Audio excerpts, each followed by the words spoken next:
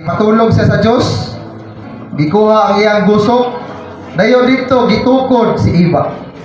Amen. Munang si Brother Alsmar dili maayo nga mag-inusara. Munang aduna siya ikapikas karon nga si Sister Aprilin. So para sa atong pagsugod, how about manindog ng tanan? Amen. Manawag ta sa ngalan sa atong Ginoo. Amen. Amen. Oh Lord Jesus. Oh Lord Jesus. Oh Lord Jesus. Doon tayo corporate prayer. Unahan na mo. Dayon sunod lang mo mga igsoon.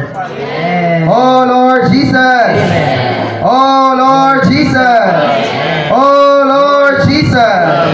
Salamat Ginoo. Oh nining kasal karon. Among igsoon Brother Alsmar. Ni Sister Aprilin. Salamat nining ahulagway. Sa umabot nga kasal Ginoo.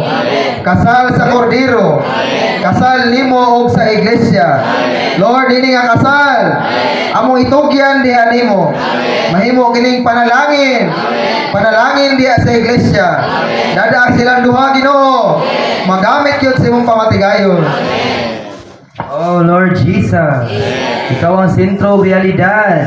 O maskin sa pagigugmaay sa mga igsoon, o kami mo saksi sa imong mga balaang kamot. Ikaw ang mag-usa o niini nga mga igsoon, si Sister Aprilin o si Brother Alsmar, diya sa imong atubangan o magpagamit ka nimo maskin sa ilang panagkaiusa. Oh Lord Jesus. Amen. Salig na mo nimo. Amen. Ikaw malang kubon sa tanan. Amen. Ikaw tulong sa na Diyos. Amen. Di kay alam na. Amen. Ginoong Jesus. Amen. Ako kining duha ka kalan. Amen. Kung isalig diya sa Amen. Kaya ikaw malang ilang kinabuhi. Amen. Amen. Ikaw nag-release. Kaya imong giusya Ginoo. Amen. Ikaw manang tinuod nilang nasa ilang sa singkati. Amen. Kung mga panalangin Ginoo. Amen. Saan kani mga palinti. Amen. Bimo na mo ang mga sulo. Amen. Makasaksi karon. Amen. Ikaw mga panalangin Ginoo. Amen. Ikaw bugtong nga Diyos. Amen.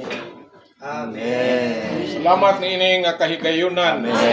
Niini nga adlaw diin pag-ausahon ang duha ka kalag Ginoo. Daigon ka namo. Ikaw ang Dios nga tinubdan sa tanang mga butang. Tinubdan sa panalangin. Nga adlaw ikaw maga-sanctify Ginoo. O sa matag usa kanamo nga niya mo witness niining maong nga kasal. O Ginoo amo kang daigon. Amo kang pasalamatan. Mala sa imong pulong. Bisan unsay among pagahimuon.